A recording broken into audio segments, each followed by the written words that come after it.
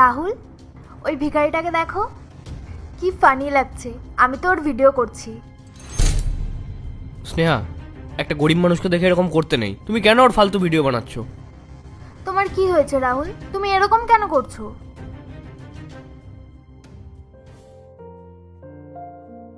Pizza? Sneha, আমি একটা কাজ করি, আমি একটা স্লাইস গিয়ে ওকে দিয়ে আসি। এক কাজ করো, তুমি এই সব পিৎজা ওই ভিখারিটাকে দাও, আর তোমার যত টাকা আছে সব ওই ভিখারিটাকে দিয়ে দাও। আমি বাড়ি যাচ্ছি। স্নেহা, স্নেহা!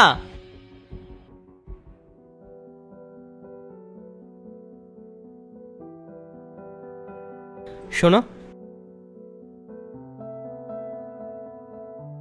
এ নাও। আমার ওয়াইফ না তোমার ভিডিও বানিয়েছে, তার জন্য সরি। আসলে তোমাকে যে আমি পিৎজা খাওয়ালাম না, এই জন্য ও রেগে গেছে। এমনিও আমাকে খুব ভালোবাসে, আর ওর মনটাও খুব ভালো। বাবু, ওটা আপনার ভুল ধারণা। ও আপনাকে ভালোবাসে না।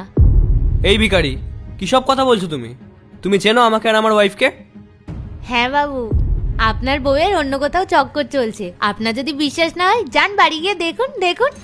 দেখ ভিখারি, তোর ওপর দয়া করে আমি তোকে পিৎজা খেতে দিয়েছি, আর এই তোকে পিৎজা খেতে দেওয়ার জন্য আমার ওয়াইফের সঙ্গে আমার ঝামেলা পর্যন্ত হয়ে গেছে।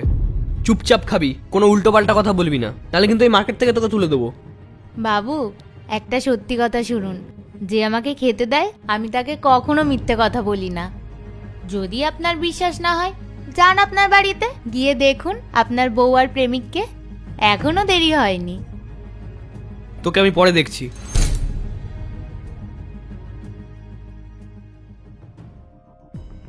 আরে হ্যাঁ বাবা, আমি নিশ্চয়ই যাব। বলছি তো আমি ফ্রি আছি, আমি যাব। স্নেহা কার সাথে এইভাবে কথা বলছে?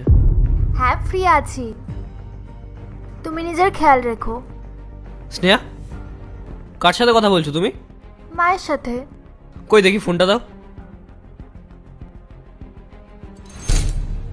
নমস্কার মা। রাহুল, কি হয়েছে? তুমি এরকম সন্দেহ কেন করছো? না না, কিছু না, এই নাও। ঠিক আছে মা, আমি এখন রাখছি। রাহুল, সব ঠিক আছে তো? না না, সব ঠিক আছে। আসলে মাকে একটু প্রণাম জানাতাম, ওই জন্যই তোমার থেকে ফোনটা নিয়েছিলাম। ঠিক আছে, আমি আসছি।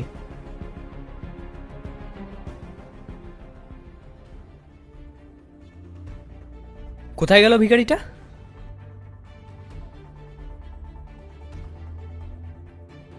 এই ভিখারি, তুই আমাকে মিথ্যা কথা বলেছিস।